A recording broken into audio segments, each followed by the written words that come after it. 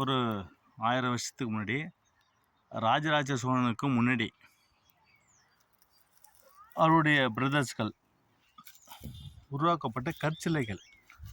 எப்படின்னா, இந்த குளம் இருக்குது பார்த்தீங்களா, முன்னாடி குளம், அந்த குளத்தை வந்து குதிரை தாண்டுமா. யாரும் நம்ப மாட்டாங்க. பட் ஆனால் நம்புன்றத ஒரு இந்த சேந்தமங்கலத்துடைய ஐதீகம். எப்படின்னா, விழுப்புரம் மாவட்டம் சேந்தமங்கலன்ற ஒரு கிராமத்தில் இருக்குது. எங்கள் தாய்மாமன் ஊர் தான். எங்கள் தங்கச்சி இங்கே தான் வாக்கப்பட்டிருக்காங்க. இந்த ஊருடைய ஐதீகம் இதான். இந்த குளத்தை தாண்டிச்சு அப்படின்ட்டு தான் ஒரு ஐதீகம். இது வரைக்கும் பாருங்கள், இரும்பு வேலி போட்டு கேட்டு போட்டிருக்காங்க. சரிங்களா, தெரியுதா? இரும்பு வேலி போட்டு கேட்டு போட்டிருக்காங்க. இந்த குதிரைகளில் வந்து அந்த காலத்துலேருந்து தாண்டி போய் பயிர் மேயும், தண்ணி குடிக்கின்ற ஒரு ஐதீகம். இது வரைக்கும் இந்த கருங்கல்லால் அந்த சிலைகளை தட்டினா வெண்கல சிலைகள் போல், எப்படி நான் சொல்கிறது புரியுதுங்களா? கருங்கல் சிலையை தட்டினா வெண்கல சிலைகள் போன்ற ஒரு ஓசைகள் வந்து கேட்கும். அது வந்து ஐதீகம். எங்கள் அம்மா இந்த ஊர் தான்.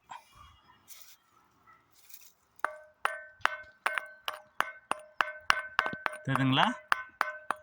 கருங்கல்ல தட்டினா இந்த ஓசைகள் வராது. இங்கே பாருங்க, ஐயனுடைய முகத்தில் அடிக்கிறேன்.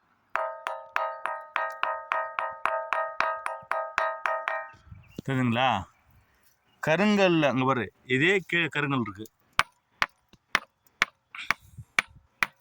சத்தம் கேட்குதுங்களா? இந்த கருங்கல்லுக்கும் என்னுடைய வெண்கல குதிரைக்கும் உள்ள வித்தியாசம் இதுதான். இது இந்த சேந்தமங்கலத்துடைய ஐதீகம். இந்த சிலையை பார்க்கறதுனால எனக்கு ஒரு புண்ணியம். என்ன சொல்கிறது, 5 ராஜாக்கள் கட்டிய இந்த சிலையின் சிற்பிகள் இருக்காங்க இல்லையா, சிற்பியை வடிவச்ச அவங்களுக்கு என்னுடைய மனமார்ந்த நன்றியை தெரிவிச்சுக்கிறேன். உண்மையாலுமே இது ஒரு சந்தோஷமான விஷயம்.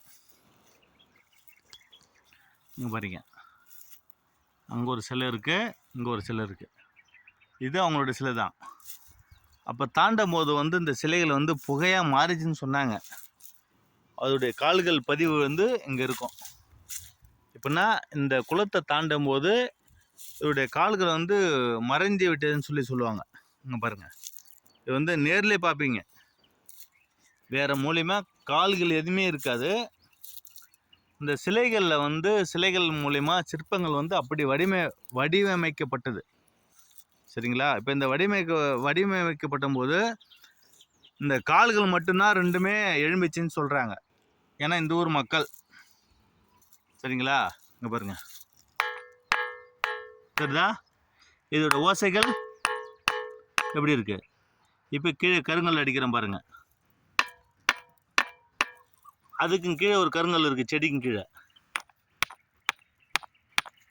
ஓகேவா?